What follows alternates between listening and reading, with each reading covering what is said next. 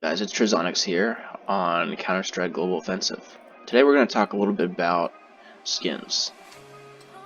Now when you get Counter-Strike, you'll probably be tempted to either bum a few skins off of a friend, or maybe even to roll some cases. Probably not the smartest idea, but you can.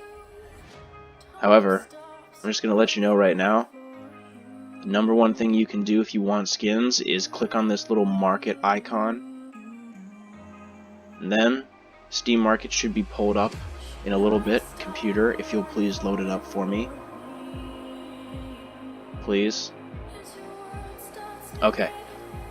And then once you get here, you'll notice that although you could easily buy a couple of cases, you can also just go down here to Advanced Options. Then you can click whatever you're looking for. So if I'm looking for a 5.7 skin, 5.7, factory new, search. You can do lots of other stuff with it too. So you'll notice that there's actually a lot of really good skins out here. Look at this, you can get a souvenir 5.7 coolant, factory new, $1.98. You can get a factory new 5.7 retribution, $4.37. And, I mean, arguably, some of these are just really expensive, but you get the idea. I'll click through so you can see a couple of them. Butterfly knife into your filter, and you can just go to town. There's all kinds of butterfly knives. Marble Fade, Tiger Tooth, Slaughter. You should probably go over building your inventory. So if you go over to your loadout, you'll notice that there are some weapons that are exclusively T-side and some weapons that are exclusively CT side. So, if you're a hardcore dude, you can easily get a couple good skins for CT and a couple good skins for T. You get a skin, you want to make sure that you inspect it, especially when you buy them on the Steam Market. Don't let anybody scam you. So as soon as you find a skin on the Steam Market that you really like, click Inspect in-game and do a full 360-degree view, because sometimes skins in CS will be scratched or battle scarred all the way to hell. I mean, now in CS there's this thing called Stat Track. Stat Track weapons keep track of your kills. As you can see here on the MP5, I've got around 800. Now, having more kills on a stat track doesn't actually do anything. It just says, hey, I killed this number of people with this weapon. And most people might not even believe you anyway, because you can also just go sit in a bot match and kill 2,000, 3,000, 4,000 bots over the course of a couple weeks if you really care enough. Another thing to talk about is your main guns. So if you're going to get skins, you should get skins for your main guns, the guns that you're always going to be using. So, for T side, that's going to be your Galil and your AK, and your Op. Then, over on your pistols, probably your Desert Eagle, your Tech 9, and your Glock. Everything else you don't really need something for.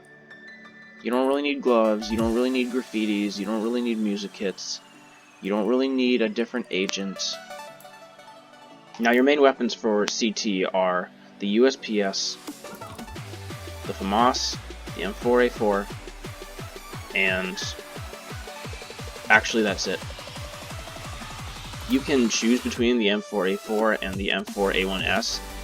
However, my one piece of advice to you is don't ever take the suppressor off of this thing. So if you're in a firefight, don't ever take the suppressor off of this thing, because the accuracy will be greatly reduced. You should either use the M4A1S with the suppressor on, or you should use the M4A4 like me.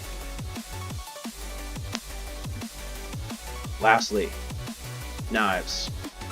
I decided to save this for last because knives are kind of a important thing in Counter-Strike. Having a knife is a mark of being part of the community. It's really hard to explain the role that skins play in Counter-Strike, because although they are just cosmetics, the way that you organize your cosmetics and the kind of cosmetics you choose sort of say something about you, if you choose them carefully. Which isn't to say that they have any real specific function, it's just to say that you could go on for hours and hours talking about knives, and all of the really skilled players, they know how to talk knives and talk skins. So if you want to be good at CS, being good at CS goes hand in hand with knowing how to talk skins and having good skins for yourself.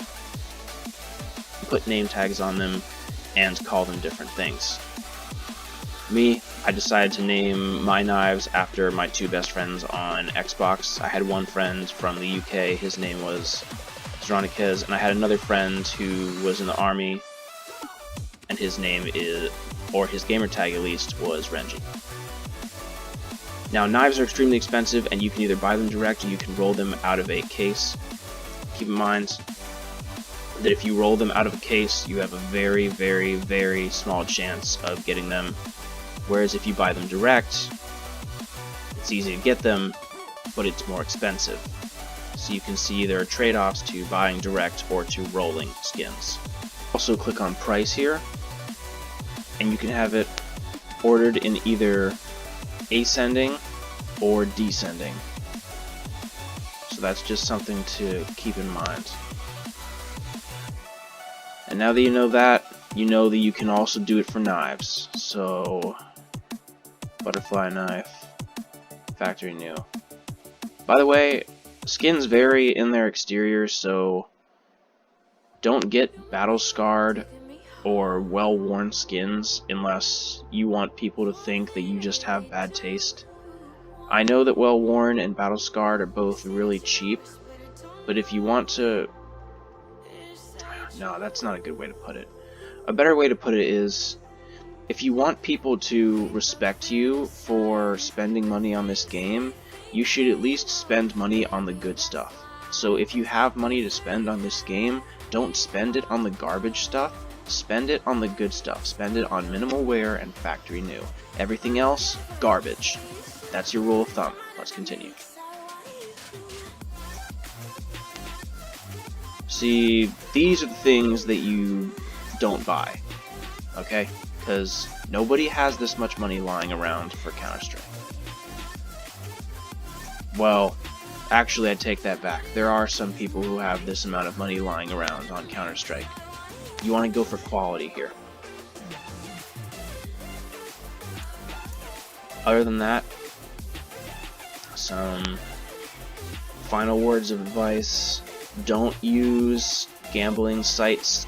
Never gamble your knives, and anytime somebody makes an offer on your knife, unless they are offering you something that has a higher monetary value than your current knife, you should not accept, and anytime you trade, you should only trade on the Steam market. At the end of the day, the cosmetics are just cosmetics. Keep in mind, they don't do anything, so being good at CS is what really matters, and just enjoying the game is what really matters. The AWP is the most powerful weapon in the game, so if you have a skin on anything, you should have a skin on this.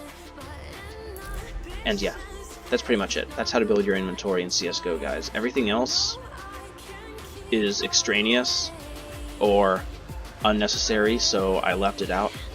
I did my best to give you in this video all the stuff you need to just build your inventory like any other CSGO player. I'm not going to go too far into the blue and the purple and the red and the different names for the different crates and the different collections, because I already know you'll figure that out while you're looking through. Other than that, guys, it's been Trizonix here on CSGO. I will catch you next time.